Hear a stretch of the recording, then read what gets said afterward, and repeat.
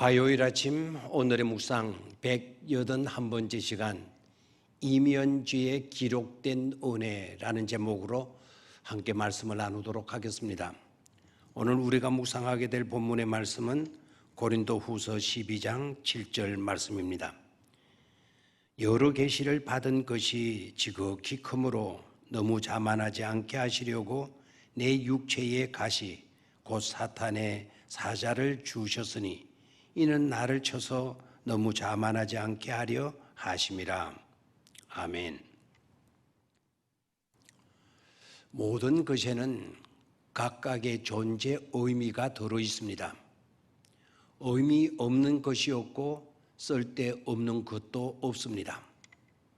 다만 우리가 다 이면에 있는 것을 모르고 있고 보지 못하고 있을 뿐입니다.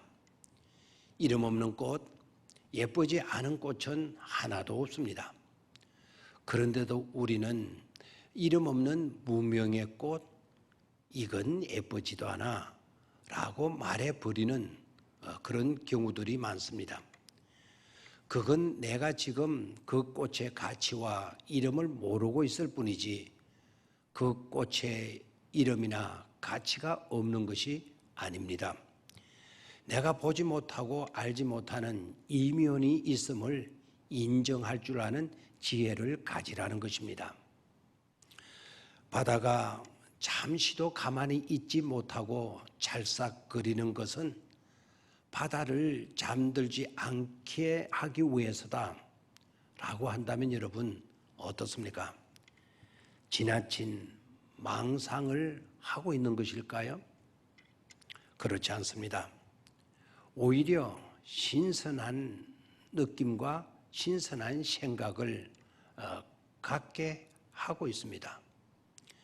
생각하고 보는 바가 차원을 달리하고 있는 것이죠. 바울은 가시의 문제를 안고 힘들어했습니다. 그것으로 인한 장애가 너무나도 많았기 때문입니다. 얼마나 그 가시가 힘들게 하였던지 바울은 그 가시를 사탄의 가시라고 표현을 했습니다. 그래서 하나님께 기도했습니다.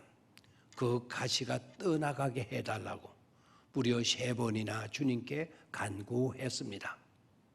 그런데도 하나님께서는 그 가시를 제거해 주시기는커녕 오히려 내 은혜가 네게 족하였도다 라고 말씀하셨습니다. 그 은혜는 큰 은혜를 체험한 바울이 교만에 빠지지 않게 하기 위함의 은혜였다고 해석까지 첨부해서 주셨습니다. 무엇을 의미하는 것입니까? 가시라고 여기는 분명히 가시고 있는 바로 그것이 그 이면죄에는 하나님의 은혜라고 기록되어져 있다라는 것입니다. 그것은 가시가 고통과 아픔만을 주는 것이기도 하지만 또 한편으로는 은혜의 수단이 된다는 이면지의 은혜를 보여주시면서 부정적으로만 해석하지 말고 긍정적으로도 해석할 수 있어야 한다는 것을 말씀하고 있는 것입니다. 우리가 이 세상을 살아가는 방법은 단 2가지입니다. 크게 보면 그 2가지로 정리할 수 있습니다.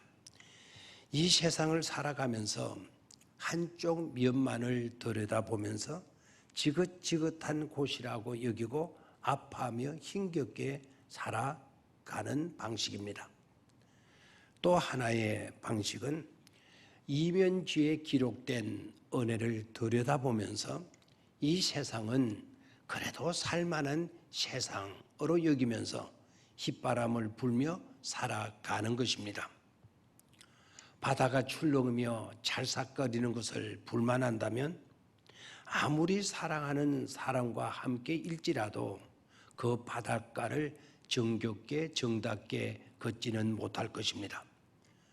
바다가 잠들지 않도록 그 바다를 지켜주기 위해서 잠시도 가만히 있지 못하는 그 사랑과 그 정성을 헤아린다면 삶은 더 따스하게 될 것입니다.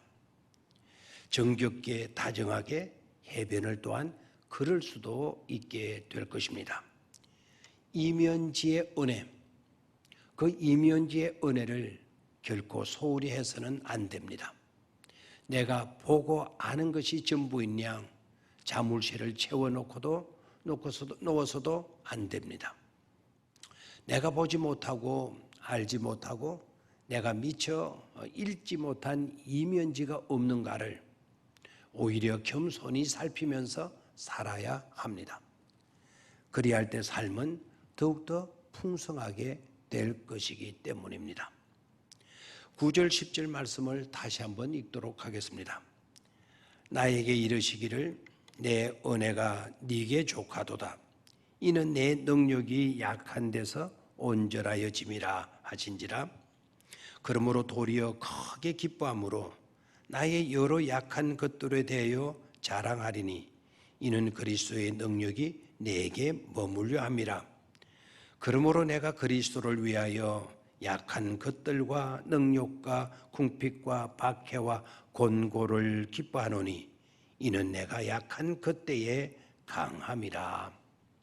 아멘. 감사합니다.